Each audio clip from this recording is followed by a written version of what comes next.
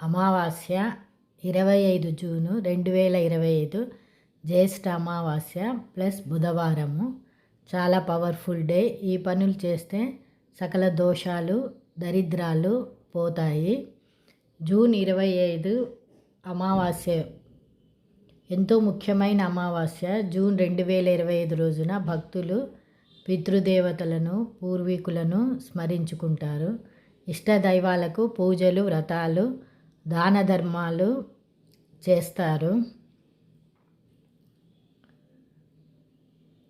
అమావాస్య June 2025 date and time. అమావాస్య హిందూ ధర్మంలో ప్రముఖమైన రోజు. అన్ని అమావాస్యల్లోకి జ్యేష్ఠ అమావాస్య చాలా ప్రత్యేకమైనది. ఇది ప్రతి చాంద్రమాన నెలలో చంద్రుడు కనిపించని రోజు. ఈ రోజుకు ఆధ్యాత్మికంగా జ్యోతిష శాస్త్రపరంగా చాలా ప్రాముఖ్యత ఉంది. జ్యోతిష శాస్త్రం ప్రకారం ఈ అమావాస్య రోజున సూర్యుడు చంద్రుడు ఒకే రాశిలో ఒకే డిగ్రీలో కలుస్తారు.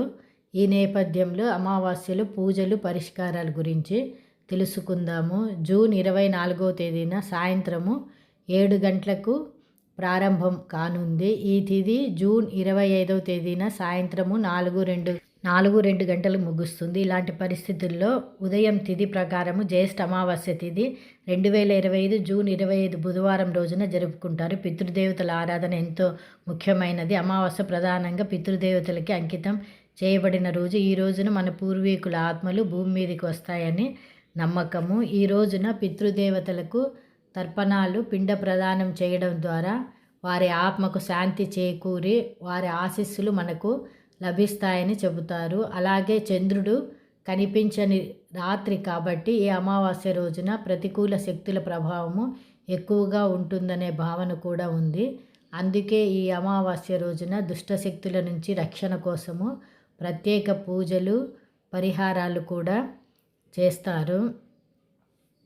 అలాంటి వారు పూజలు చేస్తే కొంత ఉపశమనం లభిస్తుంది. మరి ముఖ్యంగా అమావాస్య అనేది ఆత్మ పరిశీలన చేసుకోవడానికి, ధ్యానం, ఆధ్యాత్మిక అభ్యాసాలకు కూడా బాగా అనువైన సమయము. ఈ రోజున చేసే పూజలు ఉపవాసాలు ఆధ్యాత్మిక శక్తిని పెంపొందిస్తాయి. ముఖ్యంగా ఉగ్రదేవతలైన కాళికాదేవి, దుర్గామాత, మహిషాసురమర్దిని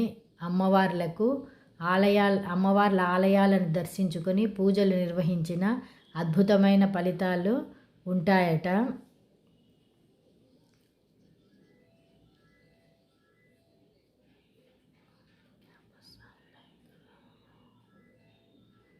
అమావాస్య రోజు చేయకూడని పనులు.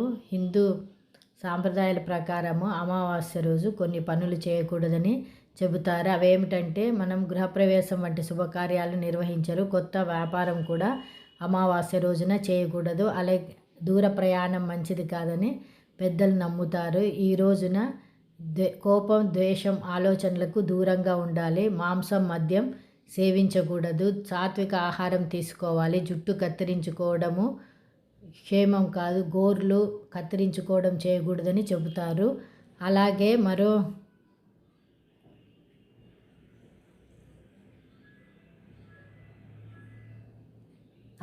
మరో ముఖ్యమైన విషయం ఏమిటంటే పగటిపూట సూర్యాస్తమయ సమయంలో నిద్రపోవడం మంచిది కాదని ప్రశస్తి.